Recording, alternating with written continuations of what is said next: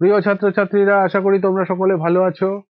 আগের ক্লাসে আমরা তৃতীয় শ্রেণীর পড়া যত পর্যন্ত আলোচনা করেছিলাম, আজ তার পর থেকে আলোচনা শুরু করব। যদি তোমরা আগের ক্লাস না দেখে থাকো, তাহলে ভিডিওর ডেসক্রিপশনে আগের ক্লাসের লিংক দেওয়া আছে, সেটা দেখে নিও। তাহলে চলো শুরু করা যাক। এবারে দেখো কি বলছে। বলছে ক্লাবের বার্ষিক ক্রীড়া প্রতিযোগিতায় দৌড়াই।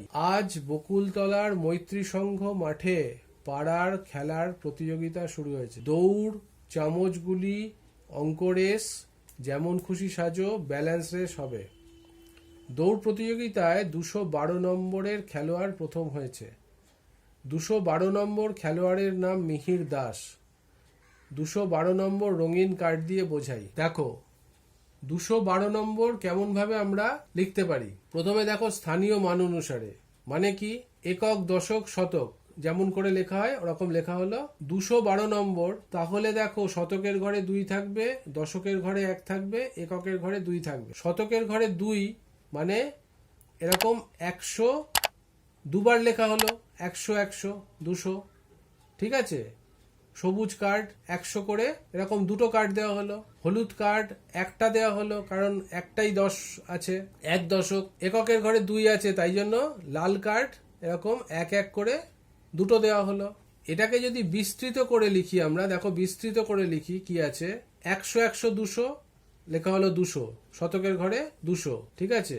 তারপরে দশকের ঘরে 10 যোগ 10, তারপরে এককের ঘরে 2, দেখো এককের ঘরে 2 যোগ 2, এরকম এটাকে বলে বিস্তৃত করে লিখি। তারপরে কথায় লিখি 2 শতক 2 শতক, 1 দশক 1 দশক, 2 একক 2 একক, এরকম করে লিখি 2 শতক 1 দশক 2 একক। অঙ্কে লিখি ওইটাকেই 2 1 2 মানে 212 এরকম করে লিখি, ঠিক আছে। তাহলে এখন দেখো যে সংখ্যা দেখছি তা হচ্ছে প্রকৃত মান। তাহলে কি দেখছি? শতকের ঘরে 2 দেখছি, তাহলে শতকের ঘরের প্রকৃত মান 2। দশকের ঘরের 1 দেখছি, তাহলে দশকের ঘরের প্রকৃত মান 1।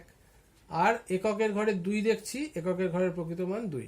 আর আসলে যা বোঝাচ্ছে সেটা হচ্ছে স্থানীয় মান। স্থানীয় মানটা কি? আসলে যা বোঝাচ্ছে 2 মানে হচ্ছে 200, যেটা বিস্তৃত করে লিখেছি ওটাই হচ্ছে স্থানীয় মান 200।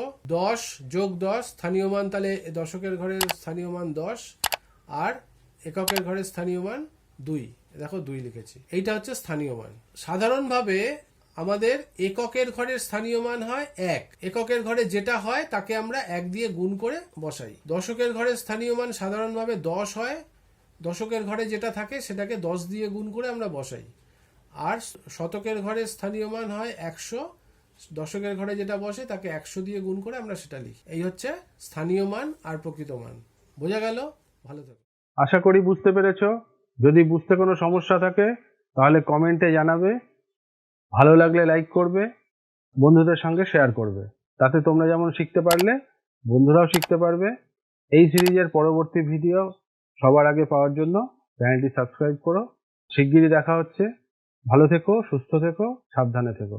টাটা।